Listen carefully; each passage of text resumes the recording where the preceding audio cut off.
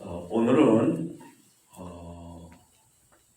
우리가 너무나 잘 아는 가나마다 현장에서 잡힌 여인에 대한 그런 말씀인데요. 오늘 말씀을 보면 예수님께서 감람산으로 가셨다. 그리고 2절에 보면 아침에라고 하십니다. 그러니까 밤새워서 산 위에서 기도하십니다.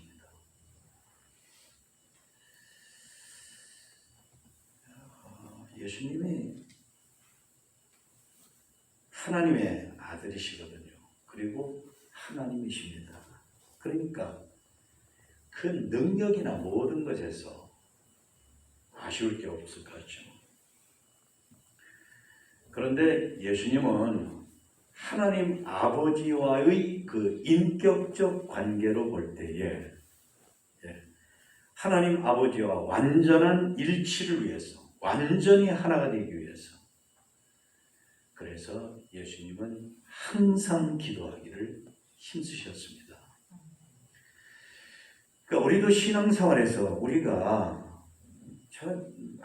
아무리 말씀드려도 이 영적 세계를 모르는 분들은 이해가 안 되는 것 같은데, 하나님과 우리 개인과의 인격적 관계가 사실은 진짜 신앙생활입니다.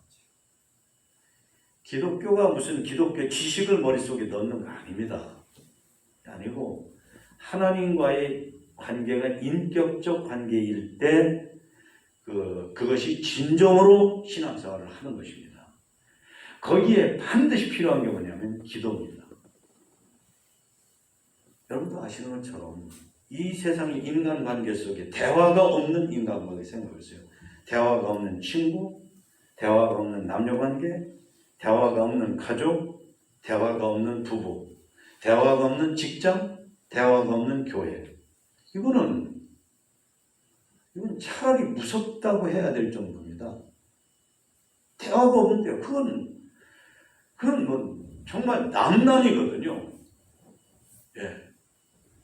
그러니까 예수님께서 하나님의 아들이신데 밤을 새워서 감람산에서 기도하심으로 하나님 아버지와의 인격적 관계를 돈독히 하고 생생하게 나누고 그 안에서 기뻐하시고 그러신 우리 예수님이셨습니다. 그리고는 아침에 성전으로 와서 이제 백성들을 가르치는데, 놀라운 사실은 백성들이 엄청나게 많이 왔다는 말씀을 그렇게 표시한 건데 다 나왔다고 했어요. 백성들이 다 나와서 예수님 말씀을 들었다. 예수님이 공생애에서 집중적으로 하신 사역이 있습니다. 근데 그 중에 하나가 뭐냐면 가르치는 거예요. 가르치는 거예요. 하나님의 뜻을 가르치고, 하나님의 말씀을 가르치고, 구약 성경을 가르치고, 하나님의 뜻을 가르치고, 하나님의 말씀대로 사는 방법을 가르치고, 3년 공생애를 사셨는데 3년 동안에 아주 무게를 두고 집중적으로 하신 것이 뭐냐면 가르치시는 거였어요. 그래서 교회도 예수님처럼 교육에 힘써야 되는 줄로 믿습니다. 그래야 하나님의 뜻을 이루어드릴 수가 있고, 왜? 하나님의 뜻을 배워야 하나님의 뜻을 알고 실천할 거 아니에요. 배우지도 않았는데 어떻게 알겠어요? 그러니까 가르치는 사람이 있어야 배우고, 그래야만이 교회가 성숙한 교회가 되는 것인데, 그러자고 하면 역시 거기서도 기도가 필요해요. 기도를 많이 해야 하나님의 뜻이 뭔지를 알죠. 여러분 보세요. 내가 저 사람하고 친하려고 하는데 그 사람하고 대화를 하나도 안 해요. 그럼 내가 그 사람을 뭘 알겠어요? 뭘 알겠어요? 여러분 마음속으로 대답 한번 해보세요. 대화를 안 하는데 뭘 알아요? 그 사람들이 아는 게 뭐가 있어요? 대화를 안 하는데. 여러분 심지어 부부지간에 하면 웬만큼 산 거잖아요. 그런데도 어느 날부터 부부가 관계가 악화돼 갖고 대화를 전혀 안 해요. 그거보다 불행한 게 어디 있어요? 그거보다 비참한 게 어디 있어요? 그거보다 안타까운 게 어디 있어요? 그거보다 불행한 게 어디 있어요? 그런데 대화를 하면 알거든요. 단순한 지식이 아니라 대화라고 하는 것은 생명이 오고 가는 것처럼 전인격이 오고 가거든요. 대화는 지식이 오고 가는 게 아니라 사람을 주고 사람을 받는 게 대화거든요. 사람을 주고 사람을 받아요. 그러니까 대화를 통해서 하는 건 단순 지식 전달이 아니에요. 그러니까 하나님과의 기도를 통해서, 기도는 하나님과의 대화인데, 기도를 통해서 하나님을 아는 사람은 지식적으로 아는 게 아니에요. 내 전 존재를 하나님께 드리고 하나님의 하나님 되심을 받아들이는 거란 말이죠. 그런 사람이 다른 사람을 가르쳐요. 그게 진정한 교육이 되는 거예요. 내가 하나님하고 대화도 안 해서 아무것도 모르는 사람이 대화도 안 했는데 어떻게 하나님을 안다고? 그러니까 아까 말한 것처럼 지식적으로 기독교 지식이나 기독교에 관한 무엇을 알아가지고 그걸 가지고 내가 하나님을 아는 것처럼 하는데, 사실 미안한 얘기인데 좀 세게 말하면 거짓말을 하고 있는 거예요.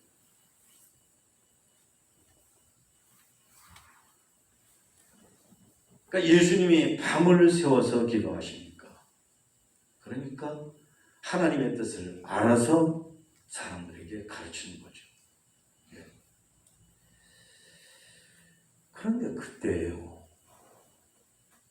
예수님도 깜짝 놀랄 충격적인 일인데, 서기관과 바리새인들, 이 사람들은 유대교적인 관점에서 볼 때 나 잘나, 나 잘난, 나 잘해. 이름을 만약에 붙인다면 성은 나고 이름은 잘난, 잘해 인 사람이에요. 그저 자기들 잘난 것밖에 몰라요. 자기들이 완벽하대. 자기들은 철저하대. 다른 사람은 우습대. 뭐 저런 식으로 신앙생활하냐? 어떻게 저런 식으로 신앙생활해? 그래서 뭘 제대로 하냐 안냐, 잘하나 못하냐, 나보다 더 잘하냐 못하냐, 이 관점에서만 하나님을 섬기는 신앙생활을 보는 사람들이에요. 잘하냐 못하냐, 완벽하냐 완벽하지 않냐, 철저하냐 철저하지 않냐, 나만큼 하냐 못하냐. 어떤 일이죠? 그러니까 자기들의 부족을 몰라요. 하나님께서 보실 때는 사람은 누구든지 다 엄청난 잘못이 있잖아요. 누구든지. 근데 이 사람들은 자기를 보는 마음이 없어요. 자기를 보는 생각이 없어요. 떳떳해요. 잘났어요. 하나도 뭐가 굽히는 게 없어요. 잘났으니까.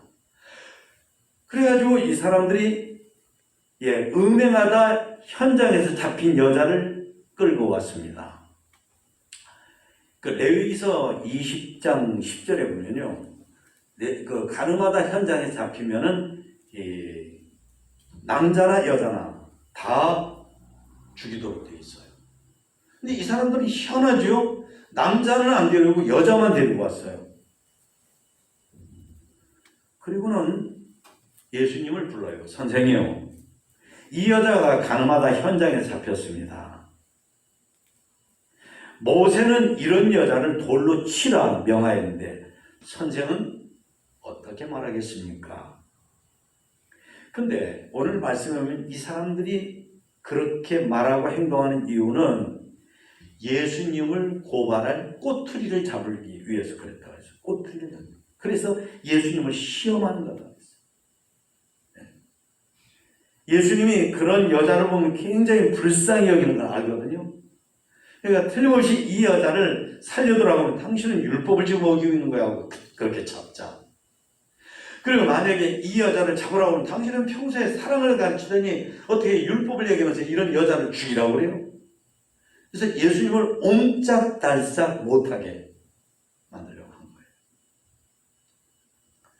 근데 그때 예수님께서 몸을 굽히셔가지고 땅바닥에다가 뭘 쓰셨어요.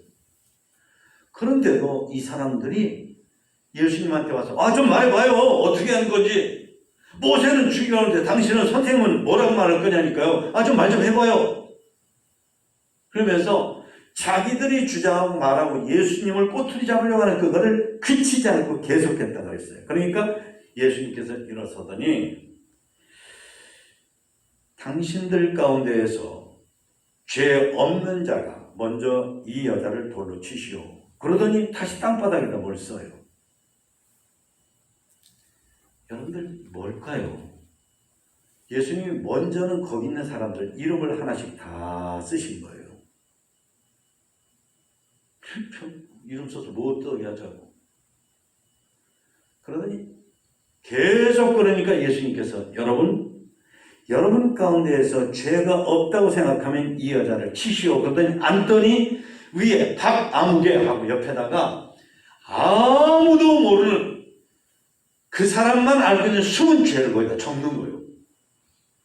깜짝 놀란 거예요. 이름만 쓸 때는 나무 이름 써서 땅바닥에 써서 뭐 하려고. 그런데 자 여러분 가운데 죄 없는 사람 있으면 이 여자 돌로 쳐요. 그러더니 앉더니 위에 박 아무개, 강 아무개, 황 아무개, 김 아무개, 권 아무개, 윤 아무개 하고 이름을 쓰는데 그 사람의 숨겨진 죄 가운데에서 가장 드러나면은 완전히 생매장당하는 걸 딱 여기다 쓰는 거예요. 그러니까 사람들이 양심의 가책을 받았다고 그랬거든요. 여기 말씀에.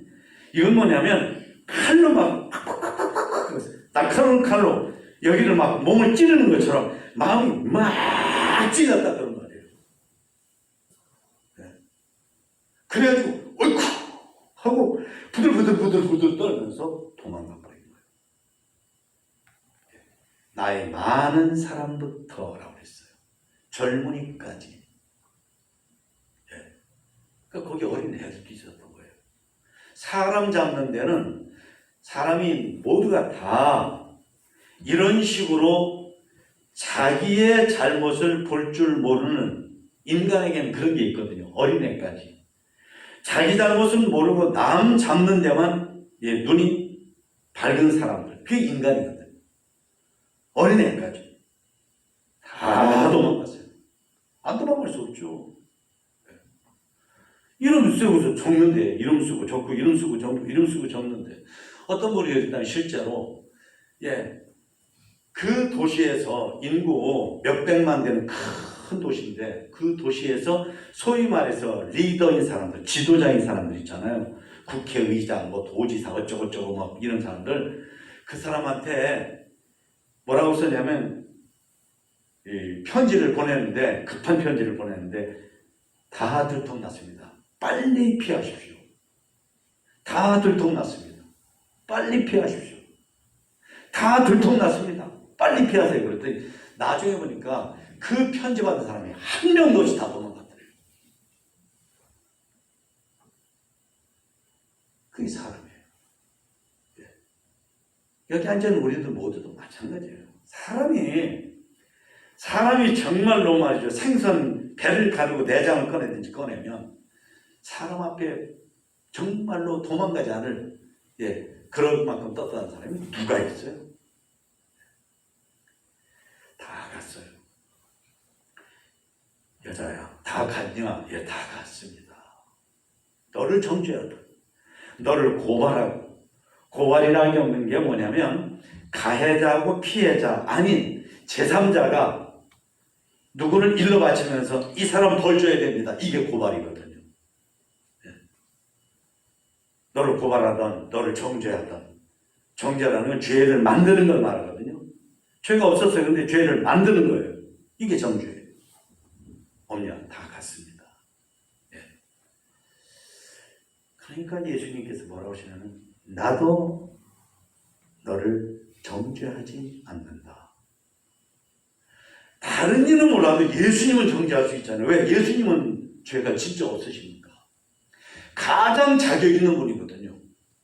예. 만약에 사람을 재판하는 식으로 인간을 재판한다면 단 한 분 재판장이 될 수 있는 분은 예수님이거든요. 그래서 시편이나 이런 데서 보면 하나님을 재판장으로 말씀하신 데가 많아요. 예. 하나님은 정말로 의로운 재판장이십니다. 이렇게. 근데 예. 절대 유일의 재판장이시고 재판장이실 수 있으신 예수님이 뭐라고 하시냐면 나도 너 정죄하지 않는다. 가라. 용서하신 거예요.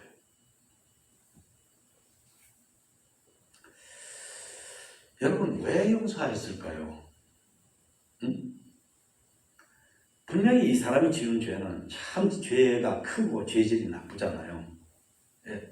율법에서 말하는 아주 대표적인 죄 가운데 하나라고 하시는데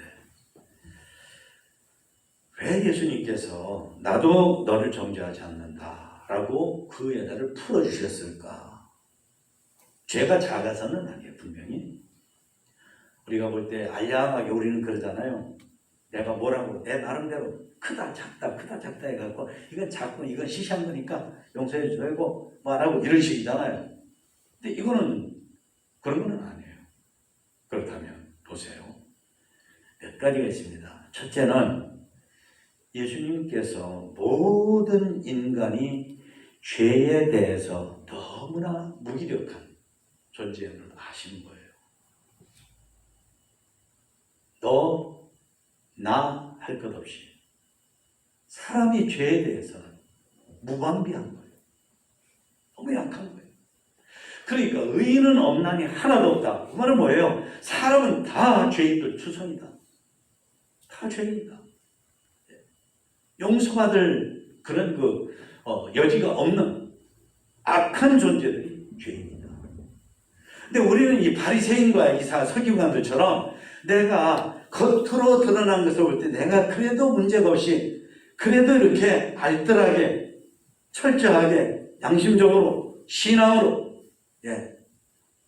도리상 어긋나지 않게 산다 그래서 내 나름대로 판단하고 그래서 우리가 고개를 번쩍 들고 별로 부끄러움 없이 아무리 그래도 나만큼만 하면 대한민국이 살만하지 나만큼만 하면 부안이 살만하지 이런 식인데 사실은 그게 아니다.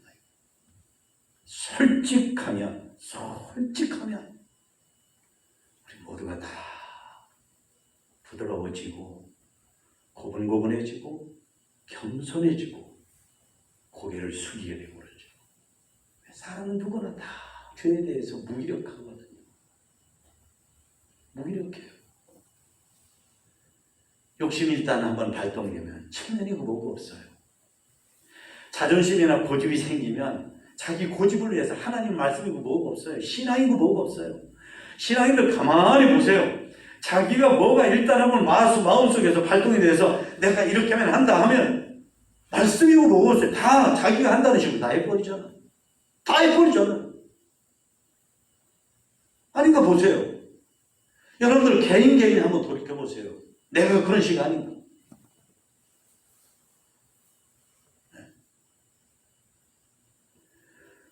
두 번째는 죄 짓게 하는 일, 사람, 사탄, 문화 이런 거로 가득 찬 현실을 예수님이 아시는 거예요.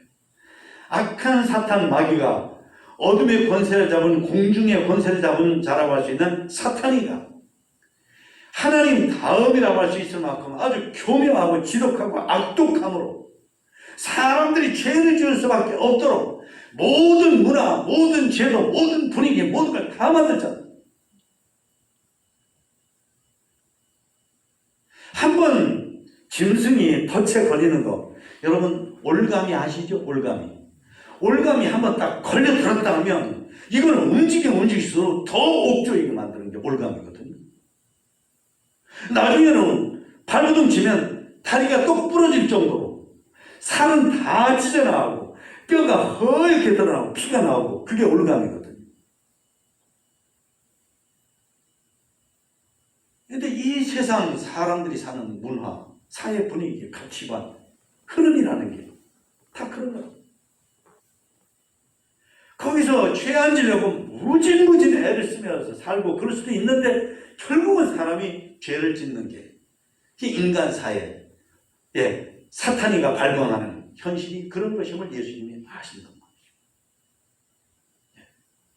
죄를 지으려고 해서 노골적으로 막 짓는 인간도 있지만 정말로 죄를 안 지으려고 발버둥을 쳤는데도 죄 짓는 사람도 있거든요.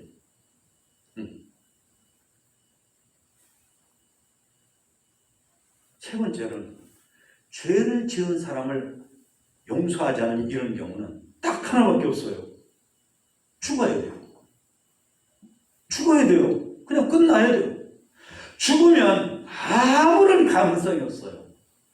죽은 사람이 하나님께 영광 돌릴 수도 없고 전도할 수도 없고 밥 먹을 수도 없고 회개할 수도 없고 기도할 수도 없고 성경을 읽을 수도 없고 생각할 수도 없고 말할 수도 없고 아무런 가능성이 없어요. 나쁜 쪽도 좋은 쪽도. 살아있어야만이 그나마 정말로 요만큼이라도 회개해서 새 사람 될 가능성이 있고 예배 참석해서 설교 듣고 마음을 바꿀 가능성이 있지. 죽으면 끝나요.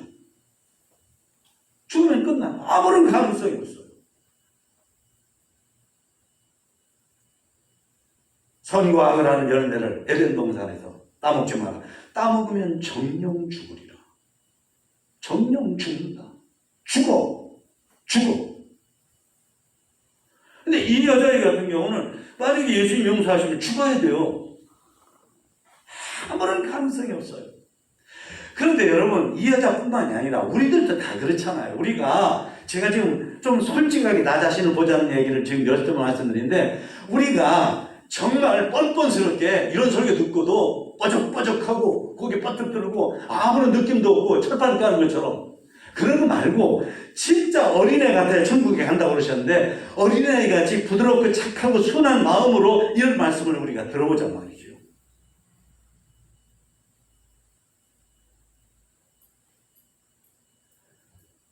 살 수가 없죠. 우리가 어떻게 살아요? 그동안 못된 짓 하는 게 얼마나 많은데 하나님이 만약에 우리가 죄를 지을 때마다 우리를 단두대에다 처형한 것처럼 우리는 그때마다 처형해버리시면 여기에 살아있을 사람이 누가 있어요? 살아있을 사람이 누가 있기는커녕 벌써 10년 전 20년 전이 아니라 벌써 다 죽었어야 될지도 모르죠. 그건 하나님이 아셔요. 우리들 각자가.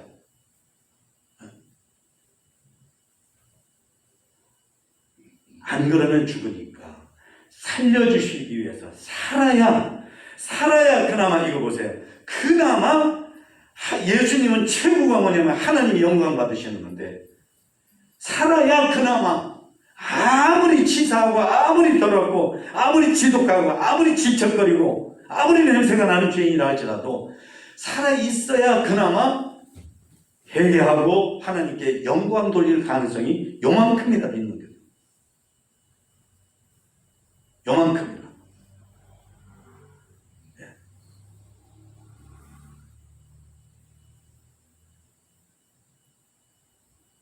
네 번째는요. 비록 이렇게 큰 죄를 지은 사람이라 할지라도 사랑하시는 분이 바로 하나님이시고 예수님이시고 성령님이시다. 그러니까 예수님은 이 여자를 바라볼 때에 죄를 지은 것만으로 보면 이 여자는 죽여야죠. 예수님처럼 죄를 싫어하는 사람이 어디 있는데요? 예수님이 정말 죄를 싫어하는데 정말 그것만으로 보면 이 여자 보면 정말 죽일 여자죠. 죽일 여자. 그런데 이 여자를 그렇게 죄인으로 보지 아니하고 사랑도 받아야 될, 사랑을 받으면 달라질 수 있는, 사랑을 받으면 달라질 수 있는 그런 존재라고 보신 거예요. 여러분 우리도 이 시간에 정말 이 여자같이 정말 여러분들 마음속에 정말 미운 사람, 너무너무나 더럽고 너무너무나 치사하고 너무너무나 못되먹고 이건 차라리 개새끼를 용서하지 짐승을 용서하지 이건 사람도 아니야. 이럴 사람도 우리가 내 마음속에 사실 우리가 죄를 지은, 우리가 용서하지 못하고 이를 거듭하는 사람은 그런 게 아니라 인격적으로 우리가 서운해가지고 그런 경우들이 많이 있죠. 예. 여하튼간 여러분, 너그러운 마음으로 들으세요. 부드럽고 너그러운 마음, 열린 마음으로. 예. 사람을 예수님처럼 죄를 지어서 따져야 되고, 예. 벌 받아야 되고, 그런 관점이 아니라 정말 사랑하는 그런 마음으로 눈길로 보시는 오늘서부터 그런 여러분 되시기를 축원합니다. 아까도 우리 장로님하고 잠깐 그런 말씀 나왔는데, 요즘에는 가족들 간에 이렇게 못된 짓 하는 부모도 있고 자식도 있고, 부부지간에도 존속 이렇게 집안 가족끼리 범죄하고 그런 게 많아서 너무너무나 인간 같지 않은 그런 죄를 반복되다고 이런 사람은 정말 엄격하게 처치해버렸으면 좋겠다 하는 대화를 나누는데요. 사실 그런 면에서는 고민이 있죠. 정말 고민이 있어요. 네. 이거는 죄를 정말 끔찍스럽다고 할 수 있는 죄를 반복되어 지으니까 이런 인간을 정말 엄격하게 처리하지 않으면 또 짓고 또 죄를 짓고 또 죄를 짓고 그런데 그런 것에 대해서는 우리가 별도로 이제 깊은 연구나 고민, 기도 속에서 해답을 얻어야 되지만 기본적으로는 그렇습니다. 기본적으로 우리가 그런 범죄 말고 일상생활 속에서 우리가 별것 아닌 것, 웬만한 것 가지고도 서운했다, 생각이 틀리다, 내 말 안 듣는다 그러면 우리가 팍 그러거든요. 예수님처럼 사랑으로 보시기를 축원합니다. 마지막 예수님이 그러셨습니다. 그럼에도 불구하고 나도 너를 정죄하지 않으니 가서 다시 죄를 저라가 아니라 다시는 죄를 짓지 말라. 그러니까 죄를 짓는 걸 예수님이 끔찍스럽게도 싫어하시는 거예요. 그러니까 내가 당신을 용서하는 것, 내가 너를 용서하는 것, 나도 너를 정죄하지 않는다고 하는 게 네가 죄 짓는 게 옳다, 계속 죄절하고 죄 짓는 걸 장려하는 게 아니라 죄를 짓지 말라고 이렇게 하는 거다. 죄를 짓지 말라고 이렇게 하는 거다. 그러셨단 말이죠. 사랑하는 성도 여러분, 저도 여러분도 이제는 다른 사람 다 같이 해보실까요? 나한테 잘못한 사람, 사랑가지 않은 사람, 그런 사람 볼 때 예수님처럼 보게 해주세요. 그렇습니다. 예수님처럼 보셔야 됩니다. 왜? 우리가 이 여자처럼 예수님께 용서받은 사람들이거든요. 내가 이 여자처럼 예수님께 용서받은 사람이거든요.